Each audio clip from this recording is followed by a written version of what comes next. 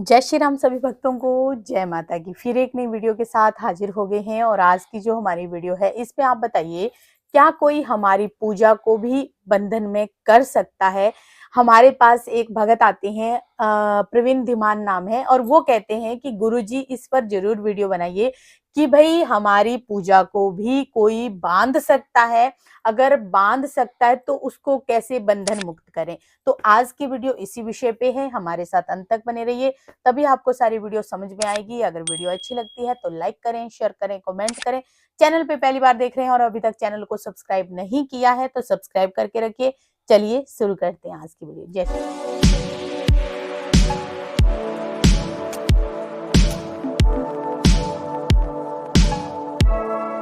श्री राम। जय श्री राम, जय श्री बालाजी महाराज। बहुत ही प्यारा उत्तम क्वेश्चन है।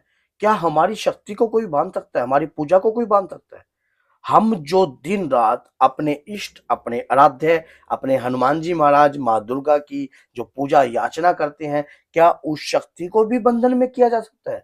जी। संदेह तो बड़ा तकड़ा है, क्योंकि अगर ऐसा संदेह आपके मन में, फिर हम उस शक्ति की आराधना कर रहे हैं, फिर आराधना करने का फायदा क्या हुआ?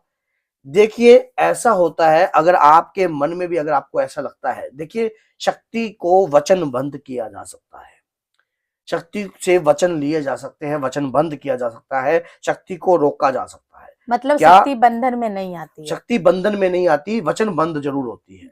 वो कैसे होती है? जो सही सिद्ध ओजा स्याना तांत्रिक जो होगा, जो व्यक्ति, अगर कोई व्यक्ति आपके परिवार के ऊपर तंत्र विद्या करेगा, किसी भी तहत करेगा, चाहे किसी भी प्रकार से उसके मन की जो मंशा होगी वो क्या है, वो तो वही व्यक्ति जानता है उसके मन में किस प्रकार की मंशा आपके परिवार के प्रति उत्पन्न है। उसने आपके घर को क्यों बंधवाया, आपकी पूजा को बंधन में क्यों डलवाया? अक्सर व्यक्ति पूजा को बंधन में क्यों डलवाता है, ये भी बड़ा क्वेश्चन हो सकता है आपके मन में। वो इस कारण होता है कि जब आप किसी देविक शक्ति की आराधना करते हैं, जैसे कि मैंने आपको अपनी पिछली वीडियो में बताया था कि शरीर का एक ओरा कायम होता है, उस ओरे के कितने तत्व बन जाते हैं, कितनी प्लेटें उस ओरे पे चढ़ जाती हैं। तो ये भी जरूरी है, जब आप किसी भक्ति की, किसी शक्ति की आराधना करते हो, सुबह करते हो, शाम करते हो, दिन करते हो, रात करते हो, आप अपने ओरे को मजबूत करते हो, अपने आभा मंडल को मजबूत करते हो। आपका आभा मंडल जितना मजबूत होगा, जितना आपका ओरा मजबूत होगा, उतनी ही कृपा आपके ऊपर होगी और उतना ही रक्षा कवच आपका तैयार होगा। अब जो व्यक्ति होगा वो आपकी पूजा को इसलिए बंधन में डाला जाता है, वो किस विद्या के तहत करते हैं वो तो बड़ा एक सस्पेंस है। काली विद्याओं के तहत इन चीजों को वचनबद्ध किया जाता है, मलिन शक्तियों के तहत इन चीजों को वचनबद्ध किया जाता है। क्या होता है कि जब आपकी पूजा बंद हो जाएगी घर में, तो वो शक्तियां जो हैं, जो अभद्र शक्तियां हैं, जो गंदी शक्तियां हैं, वो अपना अपना पूर्ण रूप से राज जो है आपके घर में चलाएंगी। अगर वो खुली होंगी, आपकी पूजा अगर लग रही होगी, तो आपके इष्ट, आपके आराध्य, आपके हनुमान जी, आपकी माँ दुर्गा की कृपा आपकी रक्षा करेंगी। आपके इष्ट आराध्य कोई भी हो सकते हैं, तो किसी की कृपा भी आपके ऊपर हो सकती है, वो आपकी रक्षा होगी। इसी प्रकार से पितृ भी पितृ को भी बंधन डाला जाता है, पितृ बंधन में आ जाते हैं। लेकिन देविक शक्तियां जो होती हैं वो वचन बंध ली जाती हैं, जैसे कि कुल देवी की शक्ति को वचन बंद कर दिया। कुल देवी की शक्ति को कुछ इस प्रकार से भी वचन बंद होता है, जो व्यक्ति अपने घर में अपने कुल देवी की आराधना नहीं करता, अपने कुल देवी देवताओं की आराधना नहीं करते, पूजा पाठ उनके दिन मान को नहीं मानते हैं, तो उनके ऊपर तो वैसे भी वचन बंद हो जाता है, वैसे भी बंधन लग जाता है। लेकिन जो व्यक्ति कंटिन्यू अपने कुल देवी देवताओं की कृपा को भी प्राप्त रखता है, अपने पितृ देवता की कृपा को भी प्राप्त रखता है, ऐसे घर जो हैं वो बंधन में नहीं आते हैं। अधिकतर ऐसे घर बंधन में नहीं आते। बंधन में कौन से घर आते हैं? जिसके घर में इनका आदर भाव ना हो, जिनके घर में मानव पूजा ना हो, और काली शक्तियों के तहत ये चीजें जो है बंधन किया जाता है। मान लीजिए आपके घर के बाहर अगर कोई लैट्रिन पेशाब से सनी हुई चीज छोड़ दी जाए और आप अपने देवताओं की आराधना कर रहे हो, आपके देवताओं का आगमन, आपका गेट साफ नहीं है, तो देवता कहां से प्रवेश करेंगे?